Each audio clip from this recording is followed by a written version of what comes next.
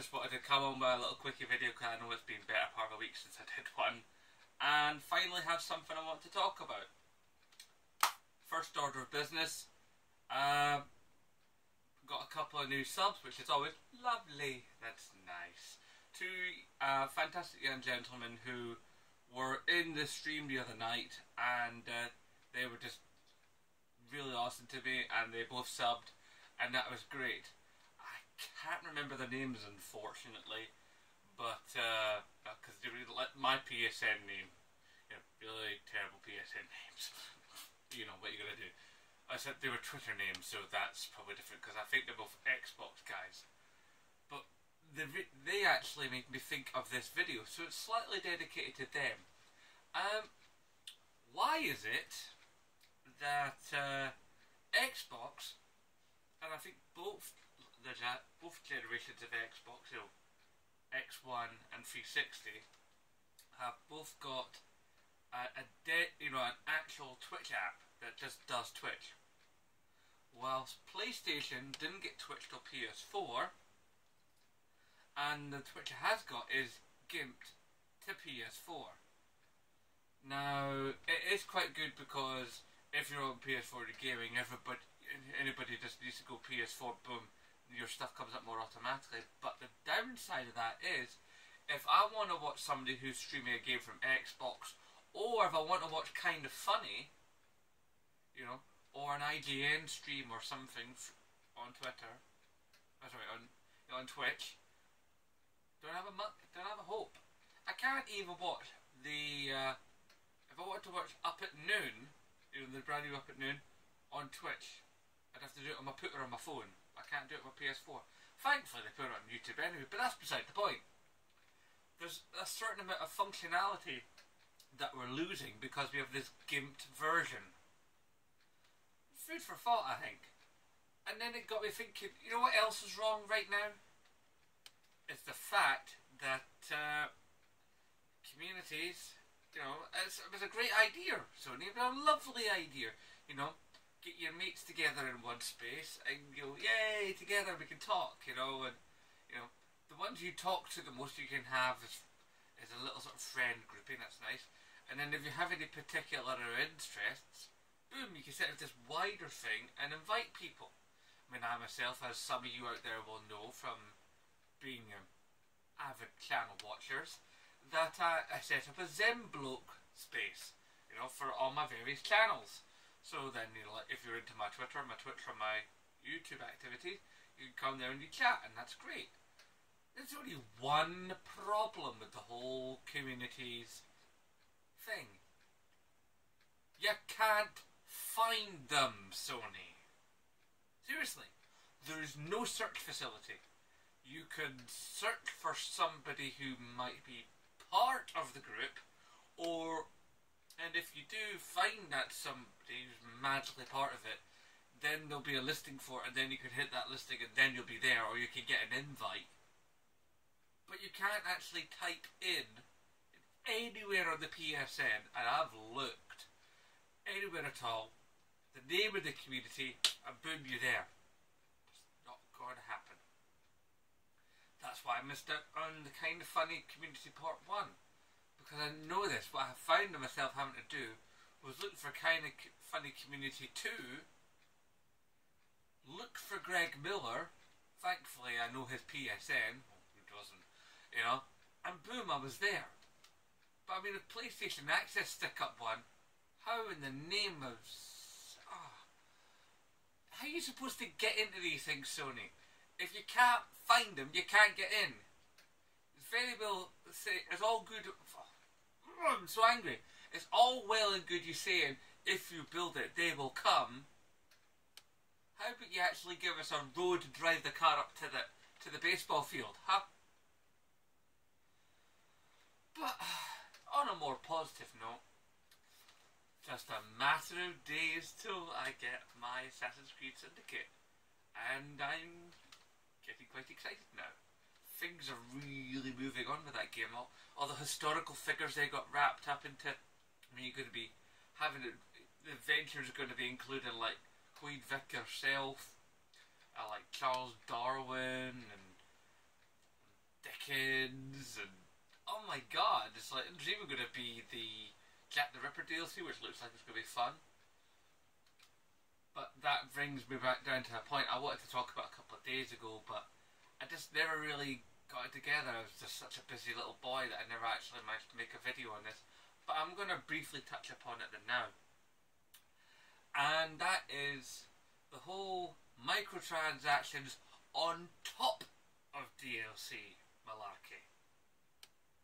You know, it's like, now games are expensive. You know this, I know this, alright? If I go up to Game or Asda or whatever, and I put down some readies for the game, I'm looking to chuck what? Anywhere between 50 and 60 quid. Yeah, 50 or 60 quid. Now, that's worth it in some cases, depending on the game, depending on choice, blah blah blah. But here's what sticks, right? Now, you buy a season pass. Now, your average season pass can cost anywhere between 20 and 35 quid. You know, you can, if it's a game you really love and you know you're going to get a lot out of it and you have a good feeling about it, then you don't feel quite so bad about getting the DLC pass. But it does sting when you find that there's a lot of the stuff on some DLC passes, not all, but some, is stuff that's behind a paywall on the disc. I mean, Mortal Kombat 10, I'm looking in your direction. You know, but I'm pretty sure a lot of the stuff I've got in the Batman DLC for Arkham Knight has been stuff that's been put on after the fact, because let's face it, that game was in development for Yonkis, and, you know, there's a lot of stuff there. So, you know, you can tend to sort of like pick and choose how you feel about DLC. And most of the time I'm like, if it makes the game more awesome and if you get to find out that the stuff on the DLC is not locked behind a paywall on the disc, then you can feel more or less alright about that. What really sticks in my craw though is how you can buy a game full whack, you know, 60 quid, you chuck that down the counter, you know, then you find out there's a DLC pack, and you find out the DLC gives you all these incredible things like extra guns and like another couple levels and some extra story mode, and you know, this, you know, just makes it look all cool, you know, okay, that looks like it might be worth it. Maybe you'll find out a little bit down the line that like some of the outfits or something were maybe already on the disc, but you know, if you've gotten a good experience out of it, you'll be, okay, I can live with that. You know, because most DLC packs I've had in the past, I've been fine with. But then when they kind of go, oh, you know that DLC you bought? Well, it's not really complete, because we've got all these little things over here that you are not included on this season pass. You just chucked 35 quid at. You can chuck another, in total, about what, another 30, 40 quid on all these wee hangs over here that a bunch of people might just buy, and if they buy and you're on the online mode, will prove to be completely unbalanced against you, and you'll be getting your bum kicked the whole time. Really? Really? Oh my god. I just don't get it sometimes. It's like the games industry is trying to annoy us sometimes. You know, you do all these awesome things like, you know, I mean, the guys that made Witcher, you know, they did a beautiful thing. The game comes out and it comes with everything inside. You read it from inside the disc box and it says, more or less, blah blah blah, you're awesome, we're awesome, you paid your money, you know. All the DLC that's going to come out, you're getting anyway, because you paid your money for the game.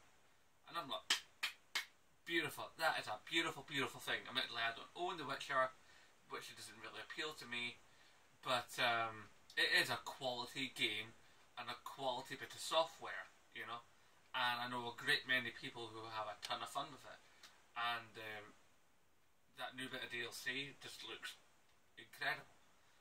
But when you come along and go, oh, here's a few little things you can buy for Tomb Raider, you know, and it's like you can buy these little things here, and they're basically little cards, you know, but they're digital cards. You don't actually even get to hold them in your hand or collect them or anything. No, no, no, no, no.